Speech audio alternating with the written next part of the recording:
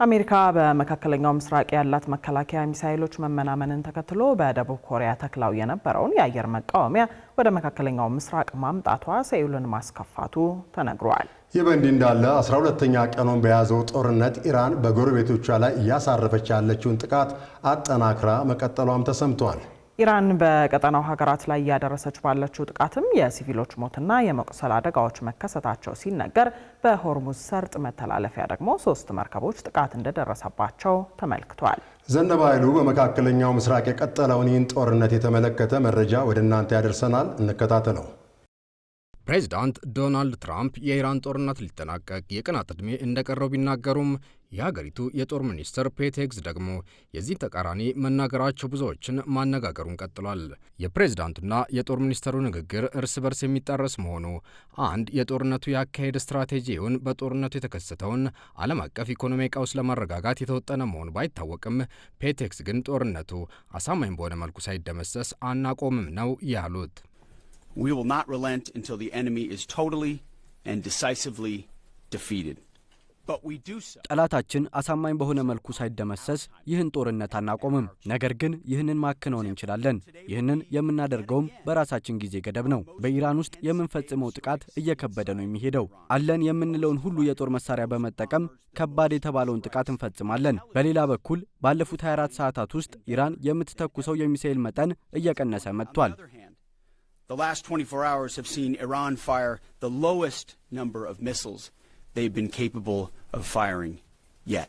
12ኛ ቀኑን በያዘው የኢራን ጦርነት አሜሪካ በቀጠናው ያላትም ሆነ የመካከለኛው ምስራቅ ሀገራት ያላቸው የአየር መቃወሚያ ሚሳኤሎች በአስጊ ሁኔታ መመናመናቸው የሚነገር ሲሆን በተለይ ጸረ ሚሳኤልና የድሮን ተዋጊዎች እጥረት ማጋጠሙን የተነገረው። ዋሽንግተን ይህንን ችግር ለመቅረፍ ታዲያ ባህር ተሻግራ ወደ ደቡብ ኮሪያ የጦር ሰፈሯ በማማተር በዚያ የተከለችውን የአየር መቃወሚያ ስርዓት ነቅላ ወደ መካከለኛው ምስራቅ ማዛወር መጀመሯ ነው የተነገረው። አሜሪካና ደቡብ ኮሪያ ባላቸው ወታደራዊ ስምምነት ዋሽንግተን በደቡብ ኮሪያ የጦር ሰፈር ያላት ሲሆን 28 ሺህ ወታደሮቿም በዚያው ይገኛሉ። ታዲያ ይህ ያሁኑ የአሜሪካ የመከላከያ ሚሳኤል የማዛወር ድርጊት የባላንጣዋ የሰሜን ኮሪያ ስጋት ያለባትን ደቡብ ኮሪያን ማስከፋቱ አልቀረም።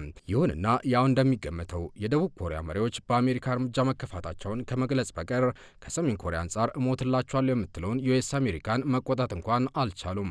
ዋሽንግተን ከሩቅ ምስራቅ አቅጣጫ የጃፓን እገዛንም አግኝታለች። ጃፓን የአሜሪካን የጸረ ሚሳኤል መመናመንን ለማገዝ 2 ጸረ ሚሳኤል መርከቦቿን በቀጠናው ማሰማራቷ ተገልጿል። የሆነው ሆነና በተቃራኒው ደግሞ አሜሪካና እስራኤል በኢራን ላይ የሚፈጽሙትን ጥቃት ለአፍታም ጋብ ሳያደርጉ የኢራን ጦርነት ቀጥሏል።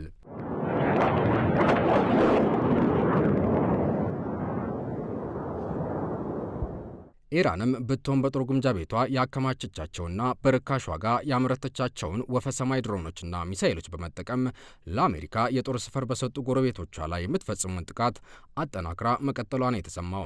ኢራን በጎረቤት ሀገራት ላይ እያደረሰች ያለችውን 37ኛ ዙር ጥቃት አጠናክራ መቀጠሏንም በይፋ አሳውቃለች።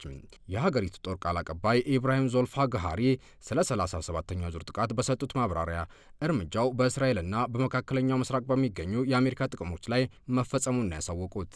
در نتیجه موج 33 عملیات وعده صادق 4 በዚህ ዙር ጥቃታችን በሄይፋ የሚገኘውን የእስራኤል ነዳጅ ማጣሪያ እንዲሁም በቴል አቪቭ በሚገኙ የእስራኤል የሳተላይት ጣቢያ ላይ ጉዳት አድርሰናል። ከዚህ በተጨማሪም የኢራን ጦር በኩርዲስታን በሚገኘው የአሜሪካን የጦር ሰፈርን አጥቅተናል። በተጨማሪም ጦራችን የእስራኤል የስለላ ድሮኖችን መትቶ ጥሏል። این مرکز را مورد اصابت قرار داده و منهدم کردند.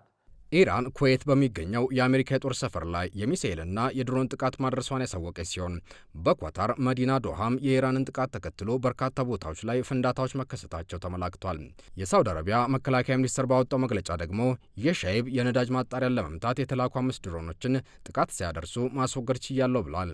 ባህሬን በበኩሏ ኢራን ባደረሰችባት የድሮንና የሚሳኤል ጥቃት የአንዲት ሴት ሕይወት ማለፉንና በርካቶች ደግሞ የመቁሰል አደጋ እንደገጠማቸውን የገለጸችው የተባበሩት አረብ ኤሚሬቶችም ከኢራን የተተኮሱ ድሮኖችና ሚሳኤሎች እንደነበሩ ብትገልጽም ያስከተሉትን ጉዳት ከመዘርዘር ግን ተቆጥባለች። ኢራን ትላንትና የፈጸመቻቸው ጥቃቶች ጦርነቱ ከተጀመረበት ጊዜ አንስቶ በመጠኑም ሆነ በሸፈነው ቀጠና ከባዱ መሆኑም ነው የተመላከተው። ይህ በእንዲህ እንዳለ ኢራን በሆርሙዝ ሰርጥ ሲተላለፉ በነበሩ 3 መርከቦች ላይ ጥቃት መፈጸሟም የተሰማ ሲሆን አንዱ መርከብ የብሪታንያ መሆኑ ተረጋግጧል። በብሪታንያ የባህር ማዶ ንግድ መስሪያ ቤት መግለጫ መሰረት የንግድ መርከቡ በሆርሙዝ ሰርጥ በተቃጣበት ጥቃት በእሳት መያዙን ተከትሎ የመርከቡ 25 ባህርተኞች ለመሸሽ መገደዳቸውን አሳውቋል። 20 በመቶ የዓለማችን ነዳጅ የሚተላለፍበት የሆርሙዝ ሰርጥ መሰሉን የመርከቦች ጥቃት ማስተናገድ ከቀጠለ አሁን ላይ የተከሰተውን ዓለም አቀፍ የነዳጅ ቀውስ ያባብሰዋል የሚል ስጋትን አጭሯል። የአሜሪካ ጦር ባወጣው መግለጫ ደግሞ በሆርሙዝ ሰርጥ ከነበሩት የኢራን ጸረ መርከብ ፈንጂ ቀባሪ መርከቦች መካከል 16ቱን ማውደም መቻሉን አሳውቋል። ኢራን ቀደም ብላ ይህንን ሰርጥ በጸረ መርከብ ፈንጂዎች ማጠሯ የሚነገር ቢሆንም ፕሬዚዳንት ትራምፕ ግን ቴሄራን ይህንን ድርጊት እንዳትፈጽም በማስጠንቀቅ ላይ ይገኛሉ። ይህ ጦርነት ከመካከለኛው ምስራቅ ባለፈ በመላው ዓለም ላይ ኢኮኖሚያዊ ቀውስ እያስተናገደ የሚገኝ ሲሆን እንደ ፓኪስታንና ባንግላዴሽ የመሳሰሉ ሀገራት ደግሞ በነዳጅ እጥረት ምክንያት ትምህርት ቤቶችን ለመዝጋት ተገደዋል። ፓኪስታንና ባንግላዴሽ የስራ ቀናትን 4 ቀናት ብቻ ለማድረግና አብዛኛዎቹ ሰራተኞች ከቤታቸው ሆነው በርቀት ስራን እንዲሰሩ ለማድረግ መገደዳቸው የዚህን ጦርነት ዳፋ ለመገንዘብ በቂ ስለመሆኑም ይነገራል። ያም ሆነ የዚህ ጦርነት ቀዳሚ ተጠቂ የሆኑት የመካከለኛው ምስራቅ ሀገራት የኢራንን ጥቃት እያወገዙ የሚገኙ ሲሆን የኳታር የውጭ ጉዳይ ሚኒስትር ለአልጀዚራ በሰጡት ቃለ መጠይቅ እኛ የኢራን ጠላቶች አይደለንም ሲሉም ተደምጠዋል። በመጀመሪያ ማለት የምፈልገው እነዚህ ጥቃቶች በአስቸኳይ መቆም አለባቸው። ኢራን በኳታር ላይ ብቻ ሳይሆን በመላው ቀጠናው ላይ የምታደርሰው ጥቃት መቆም አለበት። እኛ የኢራን ጠላቶች አይደለንም። ይህ ጦርነት ከመቀስቀሱ በፊት ቀደም ብላ ኳታር አቋሟን ግልጽ አድርጋለች።